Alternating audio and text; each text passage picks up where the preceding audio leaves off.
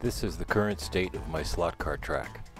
It's on a table in the attic in my house. The track is a Carrera Evolution set, which is analog. I might get digital eventually, but until then I'm going to run analog. I have 7 cars, 5 of which are currently being raced. But before that, let's get into a little bit of how this track got to where it is.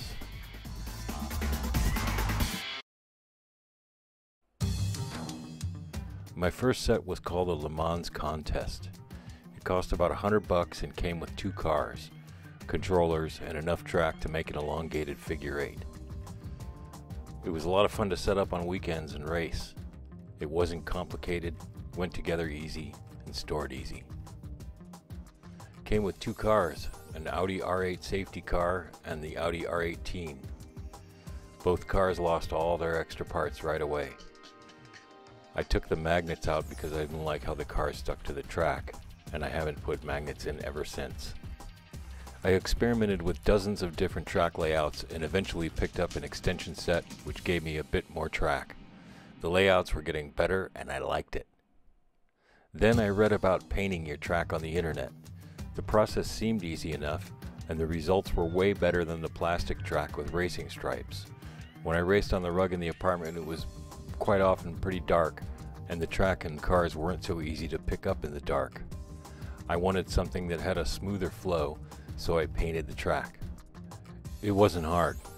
I won't go into the boring details, but let's just say it's about 30 minutes of prep work, 2 coats of paint, over 8 hours, and you're good to go. The track turns out looking really good. Much better flow, much easier on the eyes. It's got a cool retro feel to it, and the cars really stand out. I like that. Then came the controller, a Slot.it SCP-1. What's nice about a controller like this is that you can get all kinds of settings and make the car drive practically any way you want it to. You can set maximum power, which is great to have around when you got kids or others that don't have the experience. You'd set that at about 20%, so when they punch it, it won't go flying off the track.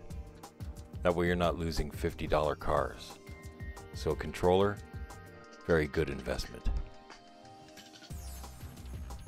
Next came the new cars. 3 new cars, all from Slot.it, and they were beautiful. Look at that. 2 Fords and an Alfa Romeo.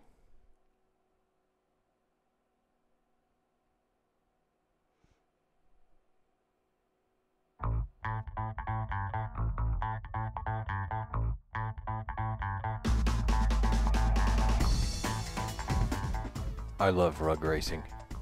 My wife would go out for a few hours during the day and I'd tear apart the living room, get in a whole load of racing, and then have the whole thing picked up and back to normal by the time she got home. I'd do this all the time. Once I got these 3 new cars, everything was perfect. I didn't need to go any further in the hobby than this, and I would be totally fine with it. But then we bought a new house. Suddenly everything was going to change. I was given free rein in the attic to do what I wanted, and by the time I came down the stairs the first time, I made a decision that it was going to be a slot car room. It's a bit weirdly shaped because it has sloping roofs on the sides, and at hip height it's about 18 feet from end to end. That's a pretty good size. Until then, I'll set up on the floor and have a great time. No restrictions. I didn't have to take the track down after every race, and I can do things, leave it up for a while, and come back to it, and I kind of like that. So after we got all moved in and got all of the stuff sorted, there was still leftover woods and cabinets and all kinds of various wood from around the house, and I slapped together a little makeshift table. It's got 2 doors, 2 coffee tables, 3 end tables, a bed frame, and a rug on the top so that you could put the track on something. And then I got more track pieces, 10 more straight pieces. So now it was time to make that table larger. I got it to almost 16 feet wide.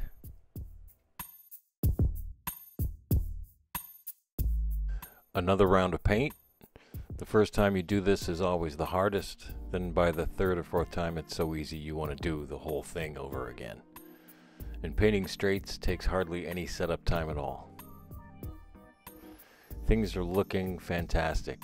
The track is fast, it's big as hell, table works, the cars are fast. Then my wife tells me that she needs to use part of the table. It wasn't a small part either. It was the keystone, the coffee table that held up the center of the table. She needed it. It had to go. I was back on the rug.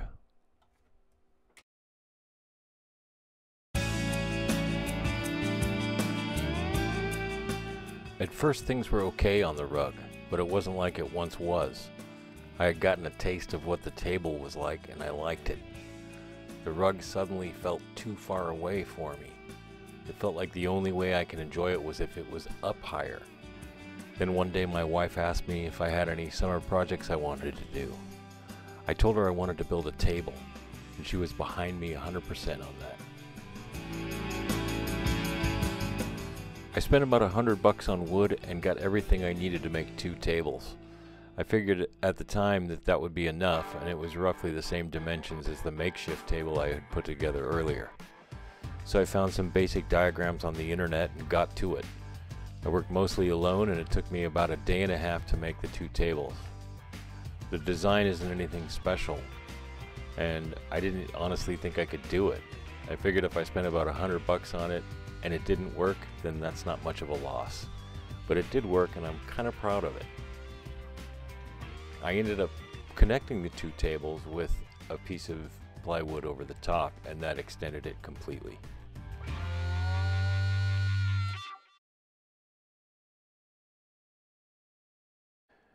After about an hour or so of racing on it, I realized something.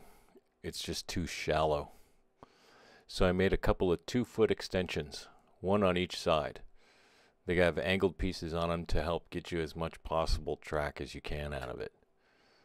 Those took about a half day. So overall the dimensions are 18 feet wide by 4 feet deep by 6 feet deep on the sides.